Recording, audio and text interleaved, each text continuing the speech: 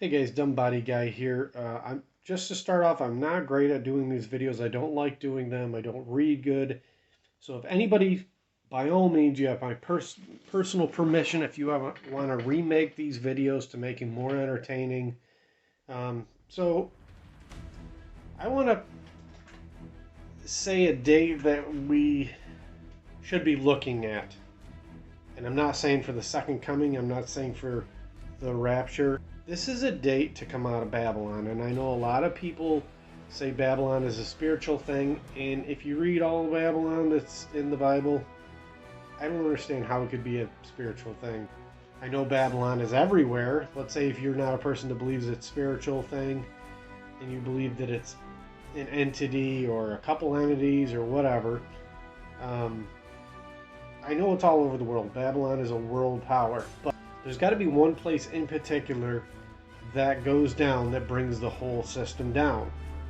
But that's the way I believe. There's a place that actually has to come out, because he says, my people come out of her, come out of Babylon. And it says that all over the Bible, not just the New Testament. So the date that I think will be coming out of Babylon, and I'm going to tell you, the rest of this video is going to be telling you why I think that. I'm not saying I'm right.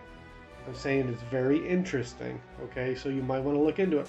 And then, okay, if I'm not right, which I'm not saying I am, at least you're going to learn a couple commandments, because that's the main thing on this channel. Is I would like people to start figuring out these commandments that are in the first 5 books of your Bible. So the date that I'm saying we should at least be watching for to leave Babylon is April 23rd next year, 2024. And some of you know that that's Passover. Okay, now we know they leave Egypt on Passover. Passover is on the evening of the 14th day of the month in the first month. Then the 15th day, the next morning or whatever, they leave. They leave Egypt or leave places. Another story you could look into is Lot. And I know that's before Passover was a thing, because Moses wasn't there or whatever, but in Genesis 19:3, Lot makes a feast of unleavened bread. That sounds a whole lot like Passover. And then in the next morning they leave Sodom and Gomorrah. So that's another story, that they leave someplace on something that sounds very similar to Passover. Another place you could look at is Ezra 6:19 through 22. It says on the 14th day, the evening of the 14th day, they kept the Passover, and then they left the next day. So all these people are leaving places the next morning after the Passover meal. That's why I think we should watch this. Okay, so now the rest of this video is going to be why I think that, coming out of Babylon that day. Now we're going to start out with a couple verses first, just to kind of spark your interest on a timeline thing. So this is Revelation 6. It's talking about the white horse, the first horse that goes out. And I look, and behold, a white horse, and he that sat upon him had a bow, and a crown was given to him, and he went out conquering and to conquer. Is he killing people? No, it just says he's going out to conquer and conquering and to conquer. So what could this be? So that word bow right there, the definition of it's actually the Greek word toxin, which is where we get our word toxic from. But the definition of that word says the simplest piece of fabric. So did the simplest piece of fabric conquer the world? Now, as far as a crown was given to him.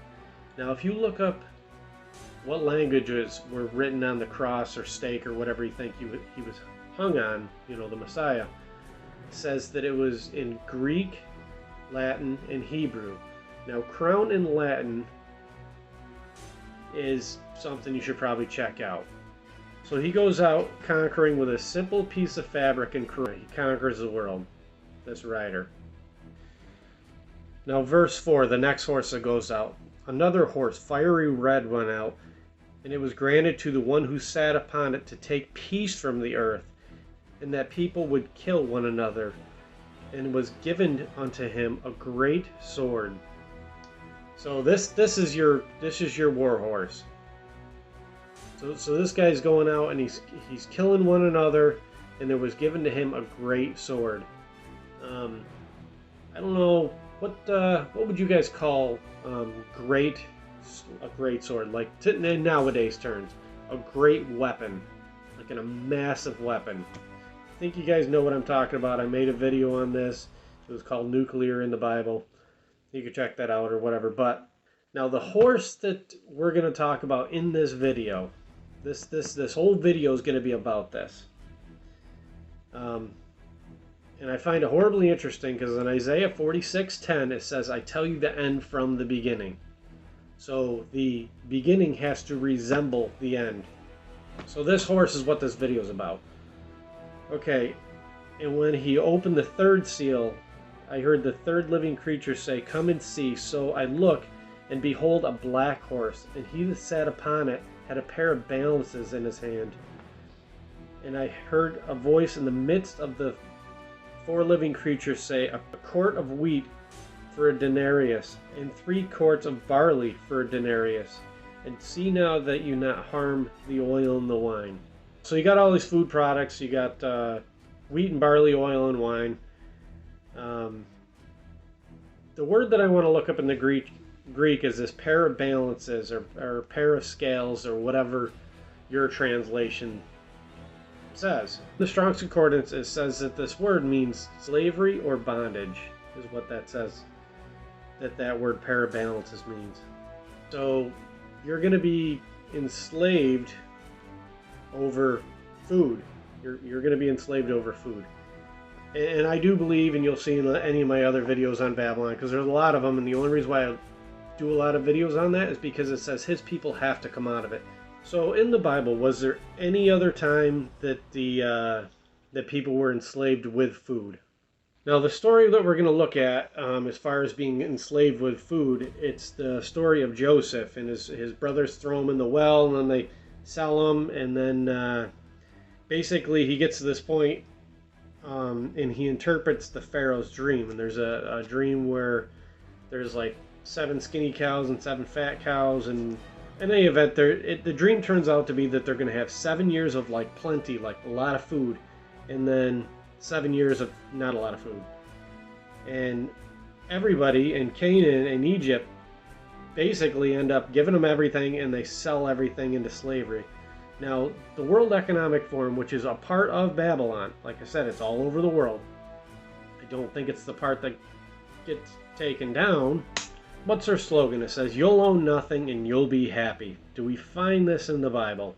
Because I'm going to read it here in a minute, almost word for word from their slogan. Another thing that they say they want to do is put you in these 15-minute cities. So you'll only be able to travel 15 minutes. Nobody's going to drive cars. There's a ton of stuff where you should definitely look into the World Economic Forum. They want to connect you to computers. There's just so much, but we're going to stick with the food part here.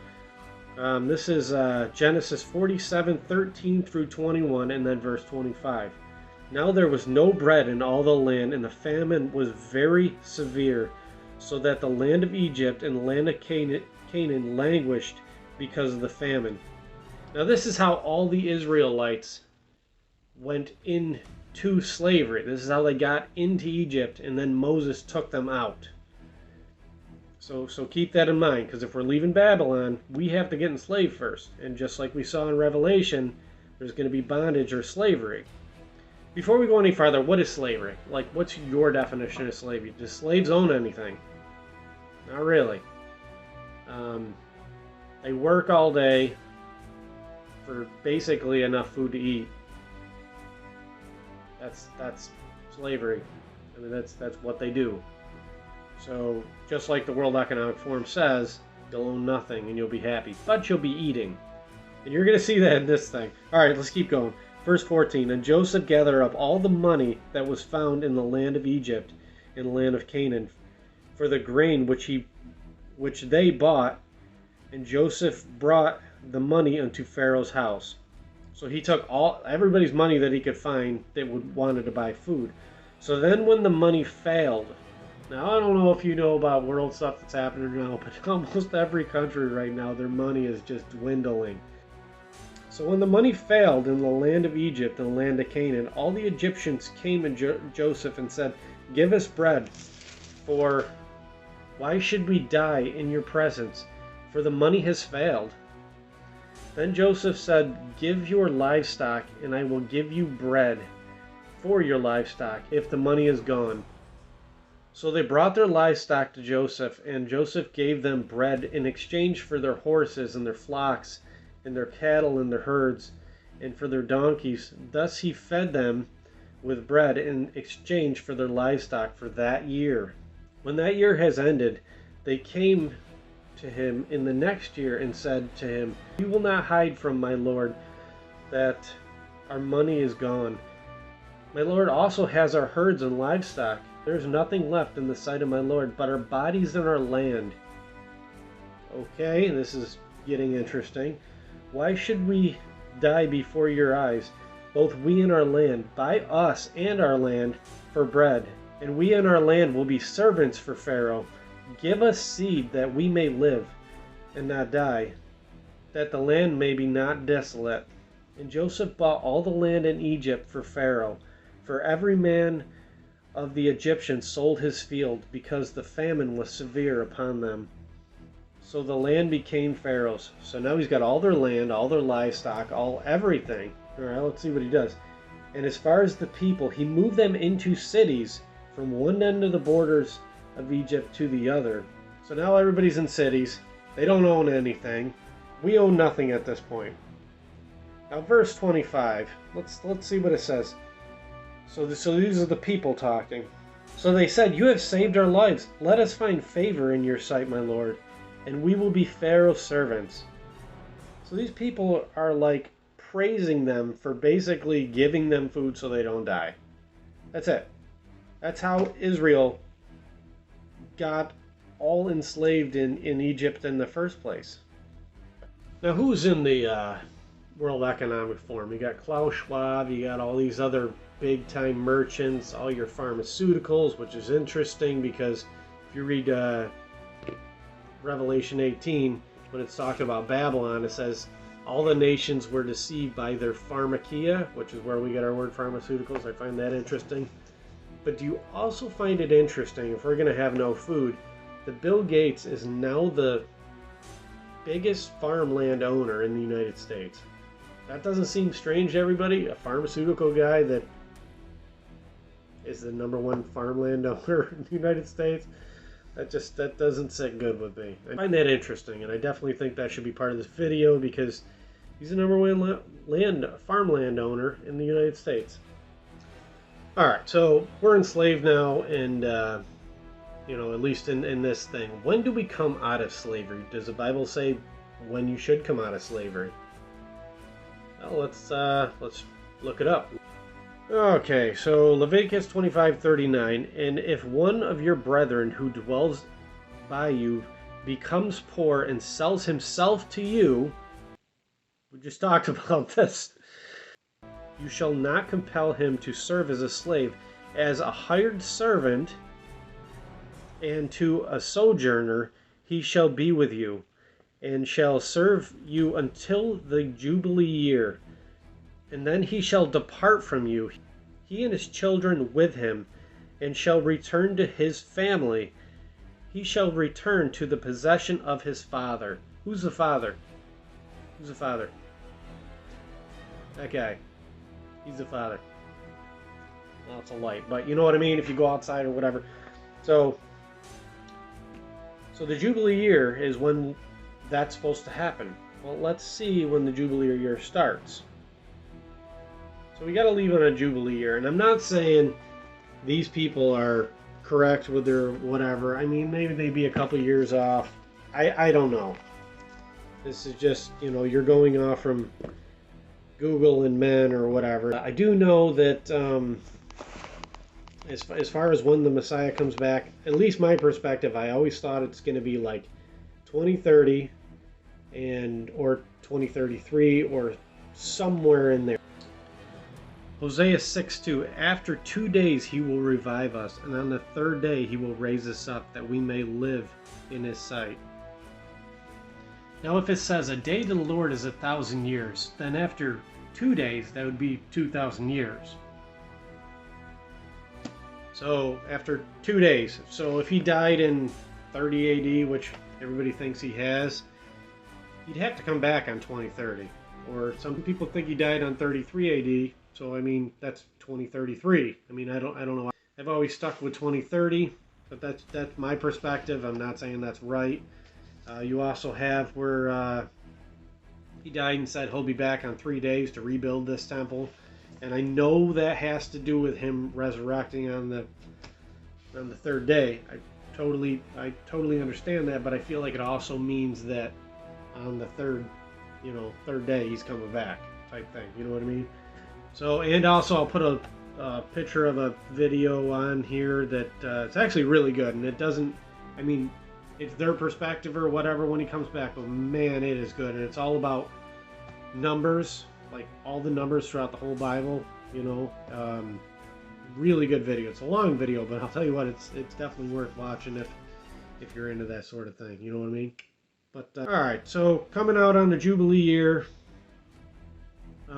that's actually why, because he's got to come back in that time frame. If this Jubilee year is right, we can't wait another 49, 50 years, because he'd be way overdue. That's why I strongly feel like we should look at this. Why do I think Passover next year? Besides that, you know, if we're leaving some place, just like Sodom and Gomorrah and you know, leaving Egypt and all that stuff, because I feel like there's some more signs. So let's look at, you know, we've all heard, and it's definitely interesting. You should look it up. So the Revelation 12 sign. The Revelation 12 sign, you know, that it talks about the woman clothed with the sun, with the moon at her feet, and this, that, and the other thing. Supposedly in the star part of it or whatever, that happened in 2017. So that happened in 2017. Supposedly, you know, and I do find the evidence a little intriguing myself. I get excited about stuff. But did something else happen in 2017? So if I think that we have to come out of the part of Babylon that's actually going down, that's going to take the whole system down, which I personally think is here, there was a full solar eclipse across America in 2017. I remember because I was watching it. My mom kept yelling at me for going outside and looking at it with a welding helmet. But that happened in 2017. 7 years later, April 8th, 2024, there's going to be another solar eclipse over America. Okay, and also there's 7 years between that. So solar eclipse, 7 years, another solar eclipse. Find that interesting, because that's the timeline of the good years and the bad years. I know our housing market in the past years up until this point has been booming. So 7 years later, and now we're going to have another full solar eclipse over the United States on April 8th next year. I find this horribly interesting because, and I'll put it on the screen here, it makes an X pattern over the United States. And it's over a town that used to be called Egypt, or Little Egypt, or something. I'll put it on the thing. Why are we leaving a Passover? Especially if this sign is going to be, well, for one, we're supposed to leave places on Passover. We already gave those descriptions. Passover is 15 days of the first month. Then 15 days before that is when this April 8th full solar eclipse over the United States is. That is the biblical New Year, because Passover is 15 days of the first month. So the first month starts on the new moon, which is where you get a solar eclipse, is when the new moon is passing by the sun. Now when you're doing Passover, let's look at what it says and how are we supposed to keep the Passover. So Exodus 12 verse 11, and you shall eat it with your loins girded, your shoes on your feet, your staff in your hand. You shall eat it in haste. It is the Lord's Passover. So get all ready to go. Get your staff in your hand, your shoes on your feet, and your bug out bag, because you're leaving in the morning. That's how we're supposed to keep it. Now, whether it's next year or not, I don't know. But I do know that when his people leave places, it's on Passover. So whenever we come out of Babylon, when it's going down or before it goes down, it will be on Passover. His people leave the next morning after the Passover meal. So just keep that in mind. So if his people are here, why would he do this to us? Why would he do it? Because it's like, we're his people, you know? We got the faith and we got works. You know, some people might not have both. But in any event, whether you do or don't, or you don't agree with me on the whole works thing, whatever. But why would he do that to his people? I find it interesting that one church is kept from the time of trial, Church of Philadelphia. Babylon has to go down and his people have to come out of it, because when that happens, and you'll read it in Jeremiah 50:51, Babylon goes down, like everybody knows that there's no inhabitants left there. They're basically, us coming out of Babylon and being lost in the wilderness is saving us from the beast empire. The time of trial, the actual, you're going to have to go through tribulation, just like the 144,000 that says these people came out of great tribulation with a great multitude. The people that flee in the wilderness, like, they're not getting looked for anymore. I mean, that's why the kings of the east, how do you think they even get over to the Euphrates? If they're coming from anywhere, why aren't they getting looked at? It's just all of a sudden, you got these kings of the east that they see coming. It's like, oh my goodness, where did this army come from? Where did it come from? So that Babylon going down is how he saves his people from the time of trial.